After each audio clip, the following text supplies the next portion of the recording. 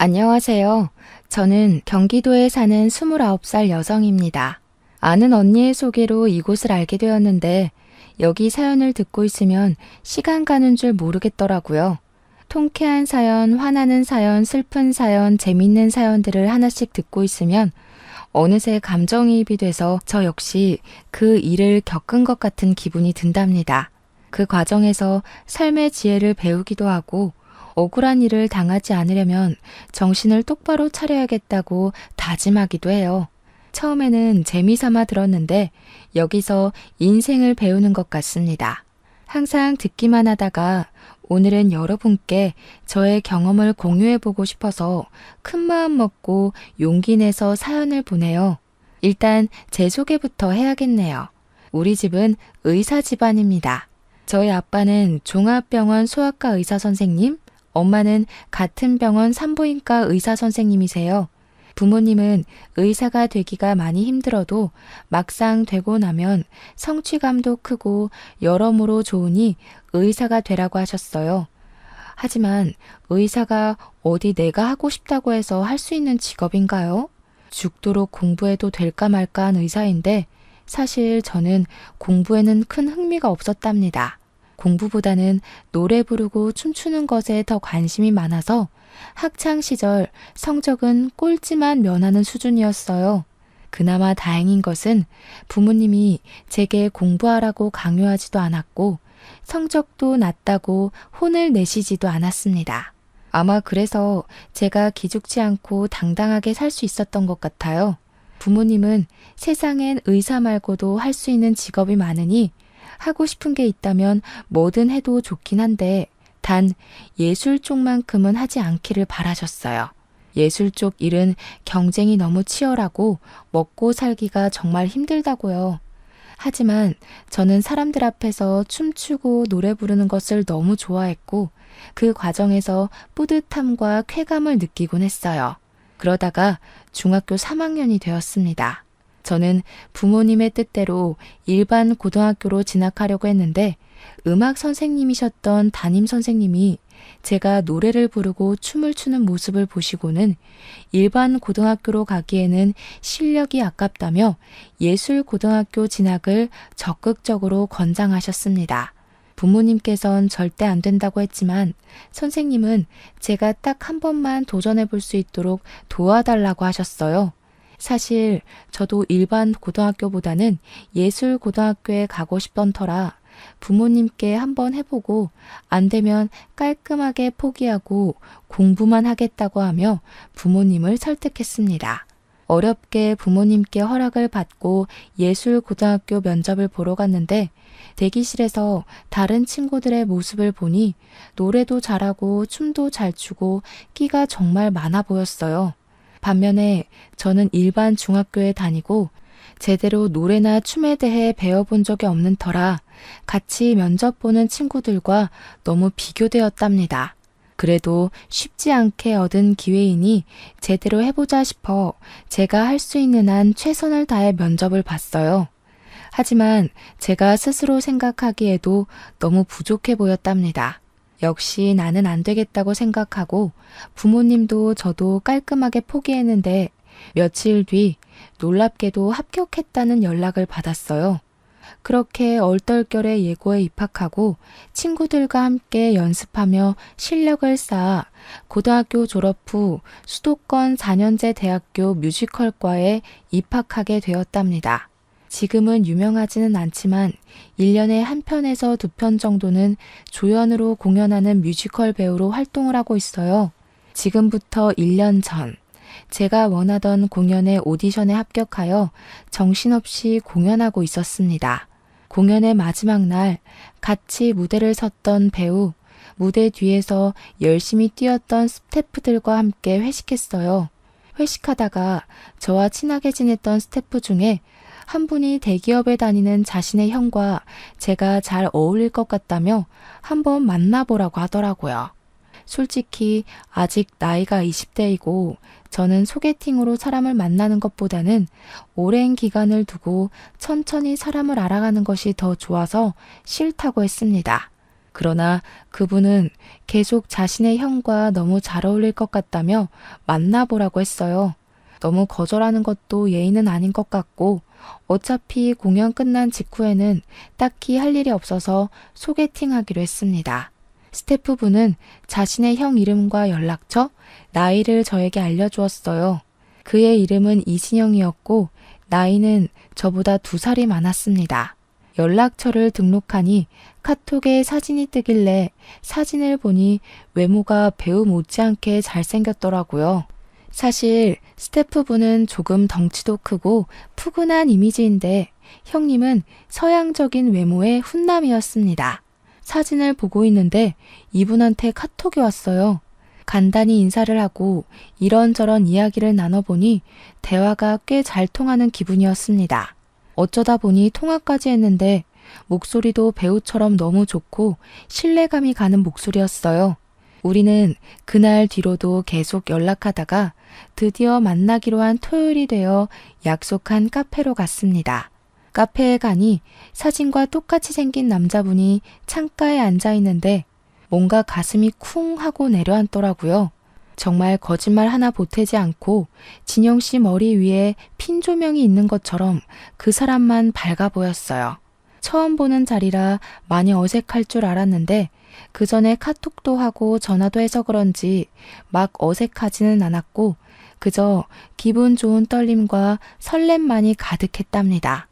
진영 씨는 좋아하는 일로 재밌게 돈을 버는 저를 부러워했고 저는 진영 씨가 정해진 월급이 매달 들어오는 것이 부러웠어요.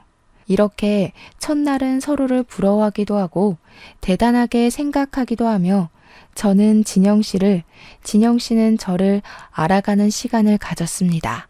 그리고 다음 날에 또 만나기로 약속했어요.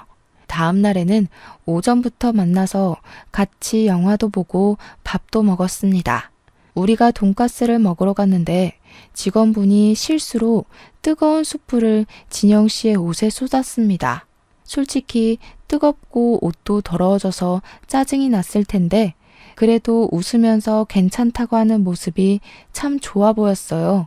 그리고 음식점 직원분들한테 존댓말 쓰며 친절하게 대하는데 따뜻한 사람이라는 생각이 들더라고요. 그 뒤로도 우리는 종종 만나 데이트도 하고 함께 공연도 보러 다니고 등산도 같이 했습니다. 사실 저는 등산하는 것을 좋아하는데 제 또래 친구 중에 등산을 좋아하는 친구가 하나도 없었어요. 그런데 진영 씨가 등산을 좋아한다는 거예요. 저처럼 등산을 좋아하는 제 또래는 처음이라 신기하기도 하고 이게 바로 인연인가 싶기도 했습니다. 이렇게 매일 연락을 하고 일주일에 한 번은 같이 시간을 보내며 서로에 대한 호감을 쌓아갔고 결국 연인이 되었어요. 저와 진영 씨는 모든 면이 잘 맞았는데 딱 2가지가 거슬렸어요. 첫 번째는 저녁만 되면 연락이 아예 되지가 않았습니다. 하루는 너무 답답해서 왜 저녁만 되면 연락이 되지 않냐고 물으니 집에 부모님이랑 같이 있기도 하고 저녁 때는 이것저것 공부도 해서 연락하기가 힘들다는 거예요. 처음에는 조금 이해가 가지 않았지만 어른들과 같이 살기도 하고 본인의 미래를 위해 공부도 해야 하니 그럴 수도 있겠다고 생각했어요. 그리고 2번째는 데이트하는데 휴대전화를 자주 받습니다. 도대체 무엇을 보고 있는지 물어보니 코인에 투자해서 돈을 벌고 있대요. 저는 코인에 투자하다가 잘못되면 다 잃는 거 아니냐고 했는데 소액으로 공부해 가면서 조심히 하고 있어서 그동안 손해본 것은 없다고 했습니다. 그래도 제가 걱정을 하니 진영 씨는 요새는 월급만으로는 살 수 없다며 투자도 해야지 돈을 번다고 했어요. 그러면서 빨리 돈을 많이 모아서 저와 결혼하고 싶다고 하더라고요. 사실 우리가 만난 지 얼마 되지 않았기에 그때는 결혼이라는 단어가 참 부담스러웠습니다. 하지만 만나면 만날수록 대화가 잘 통했고 같이 있으면 재밌었기에 진영 씨를 향한 제 마음이 점점 더 깊어져 갔어요. 진영 씨 역시 저에 대한 마음이 깊어졌는지 저에게 결혼 이야기를 계속했습니다. 결국 우리는 만난 지 6개월 만에 결혼까지 생각하고 집에 정식으로 인사드리게 되었어요. 먼저 진영 씨가 우리 집으로 인사를 드리러 왔는데 저의 부모님은 제가 일정하게 정해진 급여를 받는 직업이 아니다 보니 남편은 일반 회사원을 만났으면 좋겠다고 생각하셨는데 딱 그런 사람을 데리고 오니 너무 좋아하셨어요. 이어서 제가 진영 씨의 집으로 인사를 드리러 갔는데 진영 씨의 부모님은 우리 가정에 연예인이 들어오냐며 아주 많이 반가워하셨답니다. 그런데 진영 씨의 집을 구경하다가 보니 진영 씨의 방에 살림살이나 옷이 거의 없더라고요. 사람이 사는 방인데 너무 허전해 보여서 왜 이리도 뭐가 없냐고 물으니 조금 당황해하는 것 같았습니다. 처음에는 대답하지 않으려 하다가 제가 계속 물어보니 사실 자기가 방에 짐을 두는 것을 싫어해서 다 다락방에 넣어놨다고 해요. 그리고 원래부터 패션에 관심도 많이 없고 회사만 다니다 보니 옷도 거의 없다고 했죠. 제가 남자 형제가 없어서 잘 모르기는 하지만 뮤지컬을 할 때 남자 배우나 스태프분들을 보면 거의 매일 똑같은 옷을 입고 오긴 했습니다. 그 모습을 생각해 보니 진영 씨의 방이 이렇게 허전한 게 이해가 가더라고요. 아무튼 우리는 문제없이 결혼 승낙을 받았고 이제는 예비 남편이 된 진영 씨와 저는 함께 결혼을 준비하기 시작했습니다. 먼저 우리의 신혼집과 혼수를 어떻게 마련할지에 대해서 이야기했어요. 저는 결혼할 때 신혼집과 혼수를 반반씩 하는 것이 좋다고 말하며 그동안 제가 모은 돈을 공개했습니다. 사실 저는 공연이 있을 때는 뮤지컬 배우 일을 하지만 공연이 없을 때는 많은 아르바이트를 했어요. 배우라는 직업이 다양한 삶을 표현해내야 하잖아요. 관객이 충분히 공감될 만한 연기를 하기 위해서는 최대한 많은 경험을 하는 것이 좋을 것 같아 음악학원 강사부터 편의점, 식당, 택배 아르바이트 등 어지간한 아르바이트를 다 했어요. 그리고 어린 시절부터 세뱃돈이나 용돈을 받으면 다 차곡차곡 모아둬서 그동안 통장에 모아둔 돈이 7천만 원 정도가 있었습니다. 또한 결혼하면 부모님이 2억 정도는 보태주실 수 있다고 하셨어요. 반면에 예비 남편은 그동안 모아둔 돈이 1,000만 원이 다였습니다. 대기업이면 월급도 많이 받을 텐데 그동안 받은 돈 다 어디로 썼냐고 물었더니 부모님 생활비와 병원비 드리고 남동생 용돈도 줬다고 했어요. 그리고 얼마 전에 코인을 하며 돈을 좀 잃어버려서 지금 이거밖에 없다는 거예요. 결혼하는데 돈이 다는 아니지만 그래도 현실적으로 적지 않은 비중을 차지하기에 조금 걱정이 되었습니다. 예비 남편은 그런 저의 생각을 눈치챘는지 코인으로 잃은 돈을 되찾기만 하면 코인에서 손을 뗄 것이고 부모님과 남동생의 용돈을 줄이겠다고 했어요. 그러면서 예비 시아버지는 지금 아파트에서 경비 일을 하고 계시지만 젊은 시절 대기업에서 근무하셔서 그때 모아둔 돈도 있고 퇴직금도 있어서 부모님의 노후는 걱정이 없고 남동생도 꾸준히 일하고 있으니 앞으로 돈 때문에 많이 힘든 일은 없을 것이라고 했습니다. 저는 예비 남편이 모은 돈이 생각보다 너무 없어서 조금 걱정되긴 했지만 부모님의 노후 걱정은 하지 않아도 된다고 하고 예비 남편은 대기업에 다니니 큰 문제가 없다고 생각했어요. 신혼여행은 예비 남편이 회사 일이 바빠서 계속 연락을 주고받아야 하니 외국은 안 될 것 같고 제주도로 가자고 했습니다.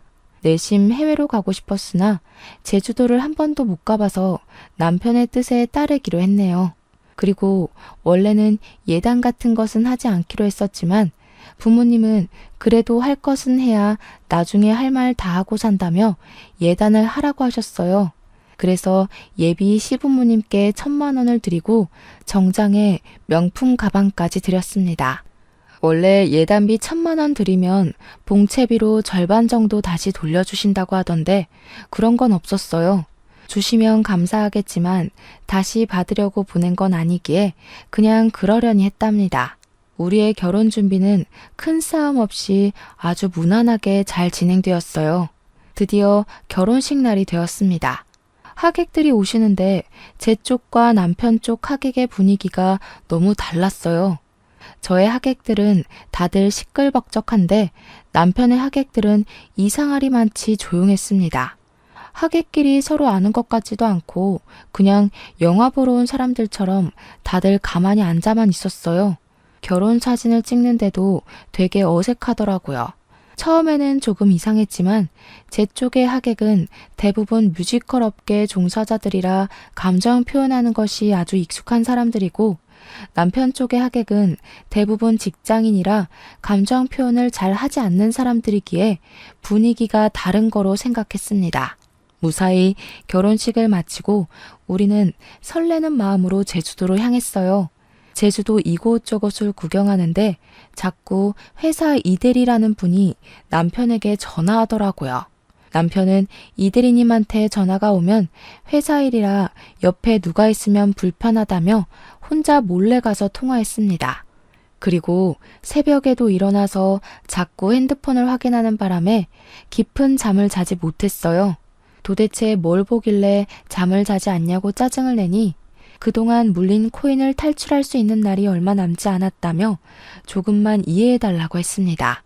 신혼여행을 왔는데 자꾸 회사 사람들과 연락만 하고 코인창만 들여다보고 있는 남편을 보니 연애 시절에 따뜻하고 자상하고 세심했던 그 남자는 어디에 갔나 하는 생각이 들었어요. 후회되긴 했지만 그래도 이미 제가 선택한 남자인 걸 어찌합니까? 그저 빨리 코인이 팍 올라서 잃은 돈을 다 찾기만을 바랐네요. 이렇게 그다지 기분이 좋지 않은 신혼여행을 마치고 시댁에 인사를 드리러 갔습니다. 시댁에서는 시부모님과 우리를 연결해 주신 도련님이 여행 잘 다녀왔냐고 하시며 음식을 잔뜩 준비해 주셨더라고요. 저녁 식사를 마치고 시댁에서 하룻밤 자기 위해 남편이 지내던 방에 짐을 푸는데 남편이 시부모님과 잠깐 대화할 것이 있다고 시부모님 방으로 건너갔습니다. 같이 가려다가 좀 불편할 것 같아서 그냥 혼자 방에 있다가 먼저 잠이 들어버렸어요. 그러다가 목이 말라서 깼는데 남편이 어느새 들어와 제 옆에서 자고 있더라고요. 저는 남편이 깰까봐 조심히 방문을 열어 거실로 나왔습니다. 시부모님이 주무시는 줄 알았는데 큰 방에서 대화 중이셨어요. 작게 이야기하시는 것 같았지만 너무 조용한 새벽이라 소리가 아주 잘 들렸습니다. 대충 들어보니 저와 남편에 관해 이야기하는 것 같아서 몰래 들었는데 진영이와 고은이가 어쩌고 저쩌고 하시더라고요. 제 이름은 이다은이고 남편에게 여자 형제도 없는데 고은이는 누구지 싶었다가 어르신들은 사람 이름을 잘못 부르시곤 하시니 그저 제 이름 다은이를 고은이라고 잘못 말했겠거니 하고 말았답니다. 다음날 시댁에서 나와 우리의 신혼집으로 갔습니다. 집에 오자마자 남편과 짐을 정리하는데 남편이 표정이 어둡길래 무슨 일 있냐고 물었어요. 아버지가 이번에 퇴직금이랑 그동안 모아둔 돈 모아서 주식 투자를 했는데 다 날리셨대. 지금 아버지 일하는 곳에서 가불은 안 된다고 하는데 부모님한테 1,000만 원 정도 빌려드릴 수 없을까? 아버지 월급으로 생활비가 조금 부족해서 그래. 주식 투자? 하나도 남기지 못하고 다 날리신 거야? 1,000만 원이 적은 돈도 아니고 꽤 큰 돈인데 그걸 어떻게 빌려드려. 그리고 예단비 1,000만 원 얼마 전에 드렸잖아. 그 돈으로는 뭐 하신 건데? 예단비 1,000만 원까지 다 주식에 넣으셨나 봐. 아버지는 불릴 생각으로 한 건데 그게 그렇게 됐어. 어차피 우리 이제 결혼했고 가족이니 한 번만 도와주라. 그래도 1,000만 원은 너무 커. 1,000만 원 들였다가 그대로 다 날리면 우리 생활도 어려워진다고. 설마 우리 부모님이 1,000만 원 다시 안 갚으실까 봐 그래? 너무 이기적인 거 아니야? 나는 장모님이나 장인어른이 이런 상황이면 바로 돈 드릴 거야. 이기적? 솔직히 우리 부모님한테도 1,000만 원 빌려드릴 때는 조심스러운데 결혼한 지 10년이 된 것도 아니고 지난주에 결혼했는데 바로 1,000만 원을 빌려달래니 좀 그렇네. 그럼 뭐 지금 결혼하자마자 이혼이라도 하겠다는 거야 뭐야? 이혼하자는 게 아니라 금액이 워낙 큰 돈이고 당황스러워서 그런 거지. 일단 생각 좀 해볼게. 예비 남편은 신혼여행을 마치고 일상으로 돌아오자마자 1,000만 원이라는 큰 돈을 빌려달라고 했습니다. 저는 정말 빌려주기 싫었지만 우리는 결혼을 한 사이이고 시부모님이 경제적으로 힘들면 아무래도 우리 사이도 좋지는 않을 것이니 일단 지금은 도와드리기로 했어요. 그러나 1,000만 원은 너무 큰 돈이니 500만 원만 드리고 다시는 이런 식으로 돈 빌리는 건 안 된다고 신신당부하며 남편에게 주었습니다. 그러면서 남편에게도 코인으로 돈을 잃을 수도 있으니 빨리 코인 정리하라고 했어요. 남편은 제게 너무 고맙다고 하며 다시는 이런 일 없을 것이라고 맹세했습니다. 다음 날이 되었어요. 남편은 회사에 출근하고 저는 집에서 혼자 신혼집 청소를 하고 있었습니다. 집에 있는데 시어머니가 반찬을 가득 챙겨서 오셨어요. 아무래도 제가 음식을 하지 못할 것 같아서 반찬 좀 몇 개 만들었다고 하시며 냉장고에 넣고 바로 가실 것이라고 했습니다. 만들어주신 반찬을 건네받았는데 게장이 있더라고요. 사실 저는 갑각류 알레르기가 있어서 게장을 먹지 못합니다. 어머니, 사실 저 갑각류 알레르기가 있어서 게장을 먹지 못해요. 생각해서 해주셨는데 못 먹어서 어째요? 갑각류 알레르기? 너 저번에 식당에서 게장 나왔다고 엄청 좋아했잖아. 네? 제가 어머니와 같이 식당에 갔던 때는 상견례 때뿐이었고 거기서는 게장이 나오지 않았었는데요. 그랬지. 내가 다른 아이랑 착각했나 보다. 게장은 다시 들고 가마. 내가 갑자기 은행에 갈 일이 있어서 나 간다. 청소 열심히 하렴. 저는 차나 커피라도 드리려고 했는데 시어머니는 후다닥 나가버리셨습니다. 그런 시어머니의 모습을 보니 기분이 묘하더라고요. 전날 시댁에서도 그러고 오늘도 그러고 시댁 가족들과 남편 모두 저한테 뭔가를 숨기는 것 같았거든요. 그런데 그 뒤로 남편의 행동은 너무 수상하고 이상했습니다. 일단 제가 혼인신고를 하자고 했는데 자꾸 바쁘다는 핑계로 나중에 하자고 했어요. 혼인신고 말만 나오면 자꾸 뒤로 미루자고 늦게 해도 상관없다고 했습니다. 또한 남편은 연애 시절부터 지금까지 회사 지인들이나 친구들을 제게 한 번도 소개해주지 않아서 남편 주변에 아는 사람이라곤 시부모님과 도련님밖에 없었어요. 그리고 우리는 신혼인데도 남편이 집에 잘 들어오지 않았습니다. 일주일에 3번은 들어오지 않았는데 그 이유는 야근하고 너무 늦어서 회사 당직실에서 잠을 잔다는 거예요. 대기업이라 월급을 많이 주니까 그만큼 일을 많이 부려먹는구나 싶다가도 결혼 전에는 야근을 한 번도 안 하던 남편이 결혼 후 자꾸 야근한다니 뭔가 서운하더라고요. 하지만 그래도 우리의 미래를 위해서 열심히 돈을 벌고 있다고 생각하며 남편에게 서운한 내색은 하지 않았습니다. 그렇게 한 2주일이 지났어요. 그날도 야근하느라 밤에 집에 못 오고 회사 당직실에서 잔다는 남편을 위해 정성스럽게 도시락을 만들어 몰래 회사 앞으로 갔습니다. 5시 반에 회사 앞에 도착해서 남편에게 전화했는데 일하느라 바쁜지 전화를 받지 않더라고요. 회사 앞에 작은 공원이 있어서 그 앞에서 기다리다가 6시가 되어 사람들이 많이 나오는데 그 사이에 남편이 있는 겁니다. 처음에는 저녁을 먹으러 가나 했는데 가만히 보니 가방을 들고 누가 봐도 퇴근하고 있는 모습이었어요. 저한테는 분명히 야근하고 당직실에서 잔다고 했는데 그런 모습으로 나오니 뭔가 이상하더라고요. 저는 어디로 가는지 몰래 뒤따라가 보려고 했으나 남편이 먼저 저를 발견해 버렸습니다.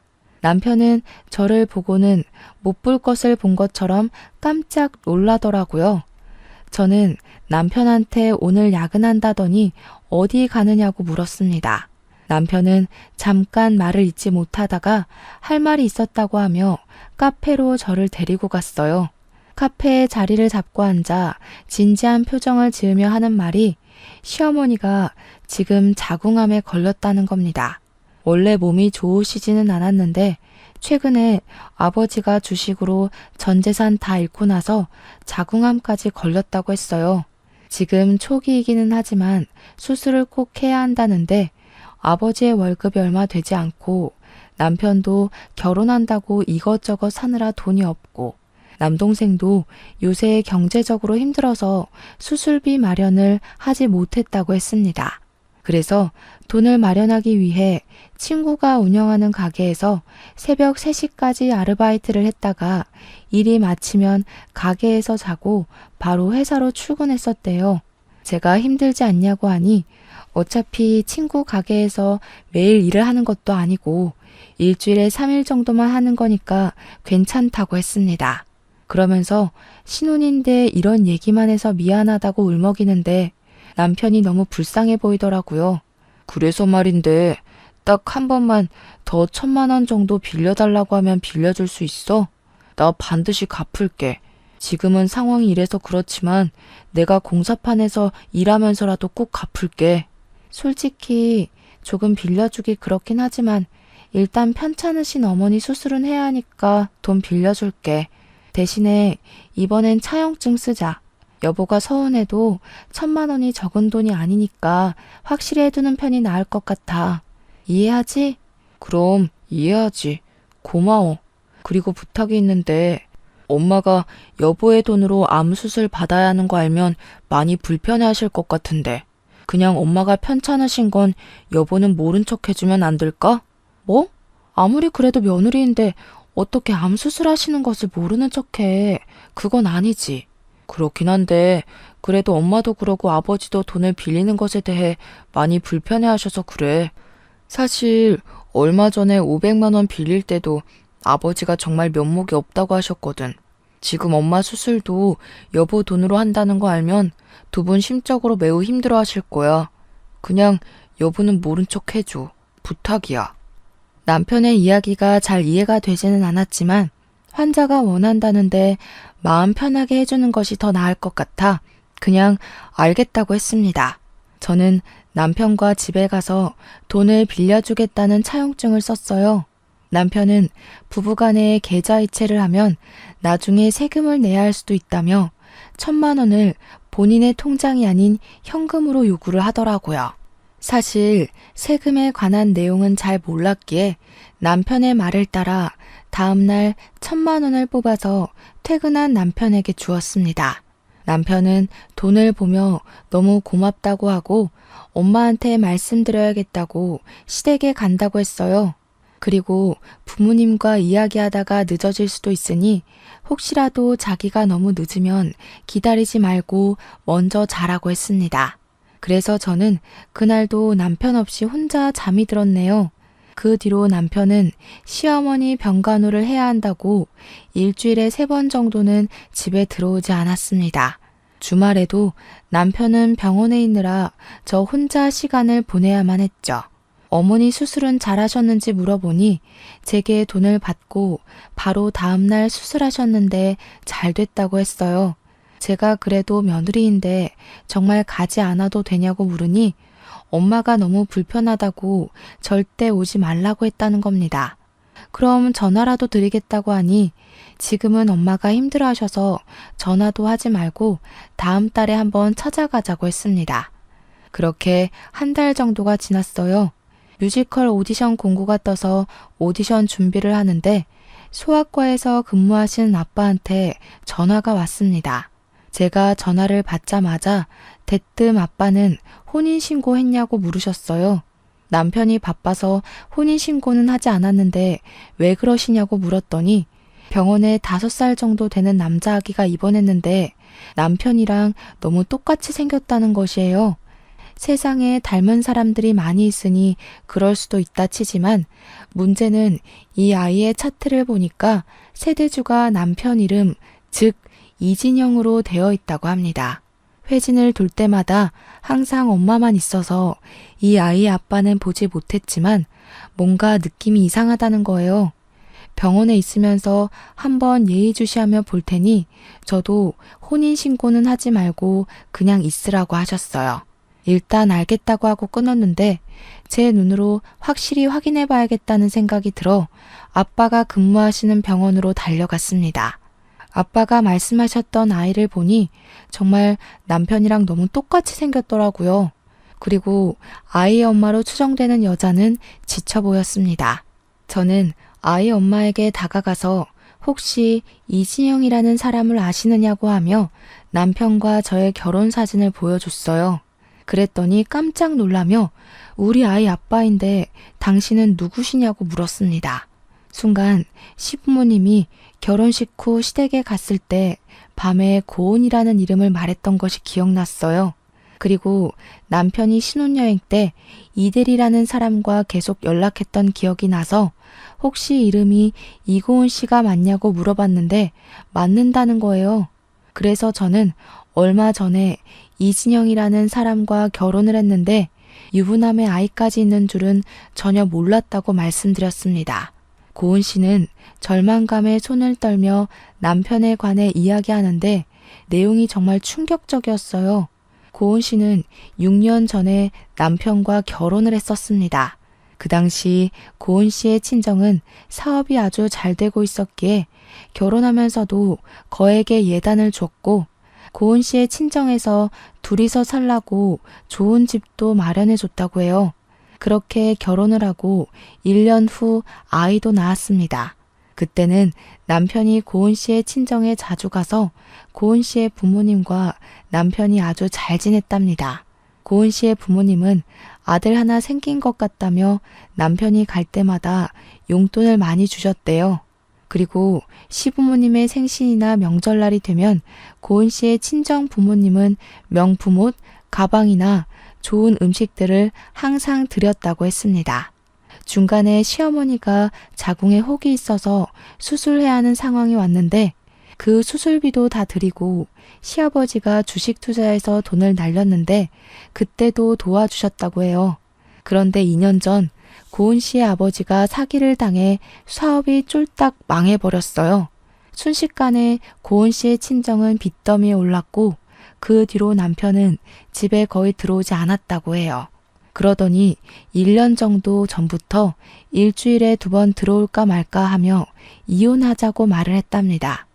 하지만 고은 씨는 이제 5살밖에 안 된 아들에게 이혼 가정을 만들어주고 싶지 않아서 버티고 있다고 하더라고요.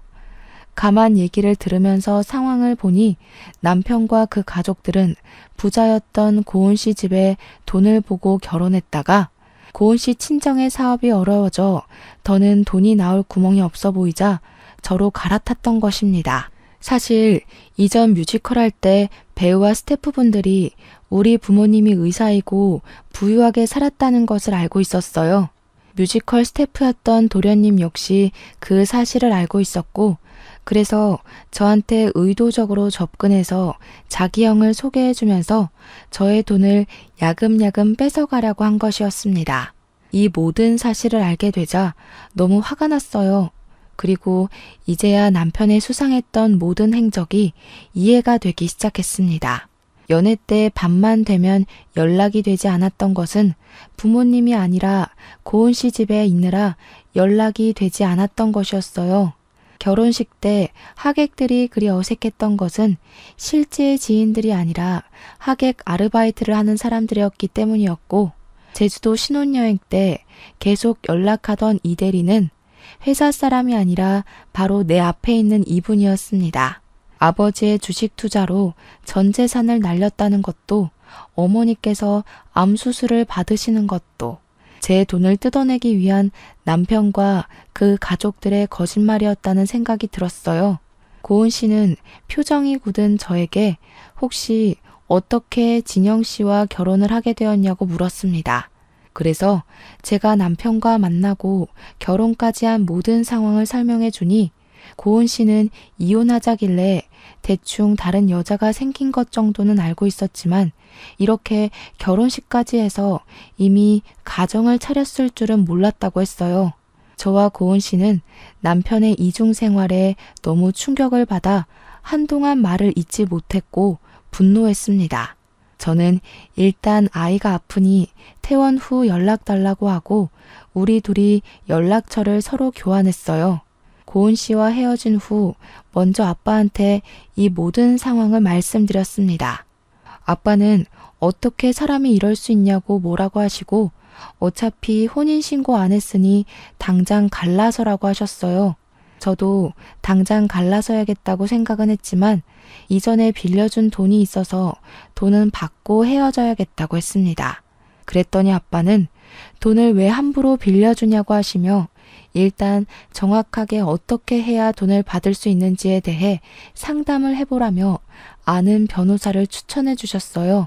변호사님과 상담하고 집에 가서 제 짐과 변호사님의 조언대로 사실혼 관계였음을 입증할 각종 사진과 서류를 챙겨서 신혼집에서 나왔습니다. 바로 친정으로 가려다가 잠깐 시댁에 들렸어요. 어머니가 진짜 수술을 하신 것인지 아닌지 제 눈으로 똑똑히 확인하고 싶었거든요.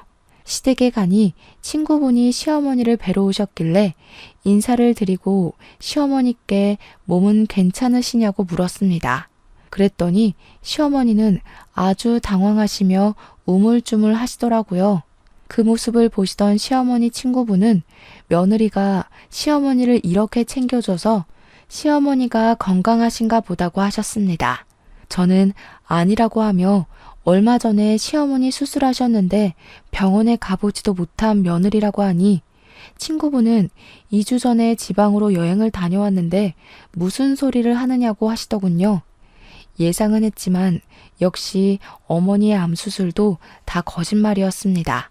저는 그 집에서 나와 친정집에 가는데 남편과 그 가족은 사이코패스가 아닐까 하는 생각이 들었어요. 아무리 돈이 궁해도 그렇지 어떻게 멀쩡한 사람이 암에 걸렸다고 거짓말까지 하면서 이러는지 참 이해가 가지 않더라고요. 정말 정신 나간 놈 같았고 이 가족들과 연을 끊어야겠다고 생각했네요. 친정에 와서 마음을 겨우 가라앉히고 있는데 저녁 시간이 되니 남편이 왜 집에 없느냐고 전화가 왔습니다. 저는 혹시나 하는 마음에 남편과의 통화 내용을 녹음하기 시작했어요. 나 친정이야. 그런데 너 혹시 고은이라는 여자가 누군지 알아? 고은이? 나야 모르지. 왜? 아버지 병원에 너랑 똑같이 생긴 아이가 입원했다고 하지 뭐야. 그래서 내가 오늘 그 아이 보러 갔는데 그 아이 이름은 은호이고 그 엄마 이름이 이고은 씨더라. 고은 씨는 너 안다던데. 너는 모르는가 보지? 뭐? 만났어? 그래, 만났다. 고은 씨 친정 사업 망해서 돈 뜯어낼 새로운 여자 찾고 있었냐? 진짜 어떻게 네 자식까지 낳아준 여자를 그렇게 하루아침에 차버릴 수가 있냐? 네가 그러고도 사람이야? 그리고 너네 엄마 수술했다며? 오늘 집에 가보니까 수술하고 입원해 계실 2주 전에 지방으로 여행 가셨다던데? 어떻게 너도 그렇고 너네 가족도 그렇고 그런 거짓말을 해? 그러고도 너희들이 제정신이야? 우리 결혼도 안 했으니 바로 갈라서자. 난 너네 가족처럼 사이코의 정신병자 같은 사람들과 가족으로 못 살겠다. 야, 아무리 그래도 어떻게 사이코의 정신병자라고 할 수가 있어? 너무한 거 아니야? 그래, 솔직히 아버지랑 나랑 코인이랑 주식에 돈 다 날려서 돈 필요해서 거짓말한 거는 맞는데 그래도 살면서 너에게 빌린 1,500만 원 다 갚으려고 했어. 그리고 고은이 걔랑은 성격 안 맞아서 1년 전부터 이혼하려고 했어. 걔랑 이혼하고 너랑 정식으로 혼인신고하려고 했다고. 이 와중에 너는 뭐가 이리 당당한 거야? 진짜 어이가 없고 황당해서 할 말이 없다. 제정신이 아닌 너랑 더는 대화도 못하겠어. 어차피 우리 혼인신고도 안 했고 같이 산 날도 얼마 되지 않으니 갈라서자. 사실혼 관계 이혼 소송할 테니까 위자료랑 빌려간 돈이나 준비해놔. 내가 빌려줬던 돈 1,500만 원에서 1원도 안 빼놓고 다 받을 거야. 알겠어? 이 상황에서도 당당하게 목소리만 큰 남편이 진절머리나게 싫기도 하고 제정신이 아닌 것 같아 무서웠습니다. 남편에 대한 진실을 아시게 된 부모님은 그래도 아이가 없을 때 이 사람의 실체를 알게 돼서 천만 다행이라고 하시며 위로해 주셨어요. 다음 날 저는 아침이 되자마자 사실혼 관계였음을 입증할 각종 사진이나 서류들을 챙겨서 다시 변호사 사무실로 갔습니다. 변호사님이 이 정도면 충분하다고 하며 바로 소송을 진행하자고 하셨어요. 소송비를 지급하고 친정집으로 갔는데 남편이 친정집 앞에서 기다리고 있더라고요. 남편은 분노에 가득 차서 저를 발견하자마자 화를 버럭버럭 냈습니다. 야, 너 어떻게 사람이 좋다고 할 때는 언제고 인제 와서 갈라서? 어이가 없어서. 내가 그년이랑 이혼하고 정리하고 온다잖아. 그 조금도 못 기다리냐? 꼭 이렇게까지 해야겠어? 어이? 어이가 없어? 어이는 내가 없어야지. 너는 아직 이혼이 완료도 되지 않은 상태에서 날 속인 주제에 뭘 잘했다고 큰 소리야? 이 정도면 가족 사기단 아니야? 진짜 너를 믿고 너와 함께 보낸 내 지나간 시간이 아깝다. 뭐? 가족 사기단?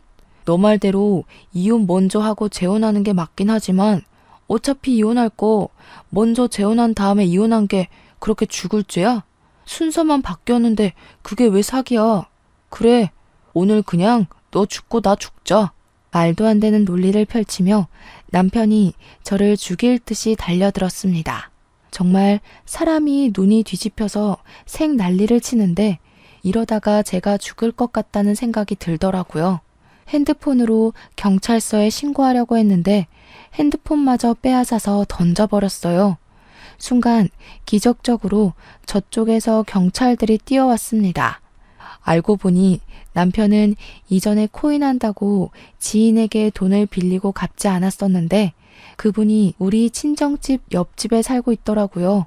이분은 오늘 쉬는 날이라 집에 있다가 잠시 담배 피우러 나왔는데 남편이 있어서 사기죄로 경찰에 신고했답니다. 그런데 남편이 저를 때리려 하고 윽박 지르고 소리를 지르자 이분이 모든 상황을 다 녹화해 두셨어요. 그 덕에 남편은 폭행죄로 벌금형까지 받았고 저는 남편에게 접근금지 신청을 했습니다.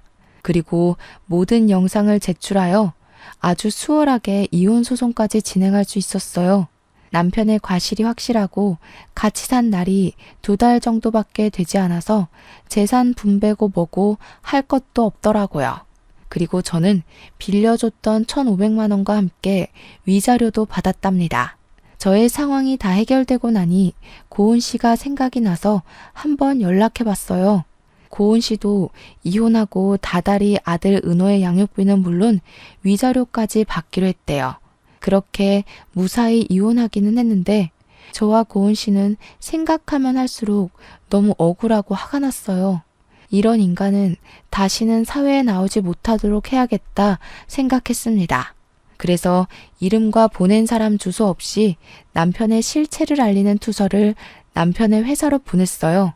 2집 살림을 한 내용부터 저를 때리고 폭행하려고 했던 동영상까지 USB에 담아서요. 그리고 우리 집 돈을 뜯어먹을 불순한 의도로 자신의 형을 소개해준 남편의 남동생도 다시는 뮤지컬 업계에서 일하지 못하게 여기저기 소문을 퍼뜨렸습니다. 솔직히 이런 사람들에게 속아 넘어간 저 자신이 너무 미련하고 바보 같아서 말하기 참 부끄럽지만 그래도 그 집이 다시는 일어서지 못하게 하고 싶었어요. 저의 투서로 전 남편은 회사에서 잘리고 전 남편의 동생은 뮤지컬 업계에 안 좋은 소문이 퍼지면서 이쪽 일은 이제 아예 못할 것이라고 해요. 아버지는 여전히 경비일 하시기는 하지만 그래도 상황이 여의치 않아 지금은 내 식구가 원룸에서 살고 있다고 합니다. 반면에 고은 씨는 받은 위자료에 양육비로 나름 편하게 살고 있어요. 요새 저와 고은 씨는 서로 연락하며 지내고 있고 가끔 시간이 맞을 때 우리의 전 남편을 안주 삼아 술 한잔하는 친구 사이가 되었답니다. 이렇게 저는 결혼한 지 2개월 만에 헤어졌어요. 저의 결혼 생활은 100일도 안 되는 아주 짧디 짧은 기간이었지만 너무 충격을 많이 받아서 죽을 때까지 평생 잊지 못할 것 같습니다. 사연을 쓰면서 그때의 상황을 다시 돌이켜보니 사랑의 눈이 제대로 멀어서 똥인지 된장인지 구별을 하지 못했네요. 아직도 그때의 생각을 하면 저 자신이 답답하고 미련해서 욕이 나올 지경이지만 이번 일을 통해 호되게 인생을 배웠다고 생각하고 앞으로는 정신 차리고 씩씩하게 살아나가려 합니다. 다음에는 이런 답답한 사연이 아닌 속이 뻥 뚫리고 좋은 내용으로 찾아뵙고 싶습니다. 그런 날이 오기를 간절히 기대하며 저의 이야기 마치려고 해요. 지금까지 들어주셔서 감사합니다.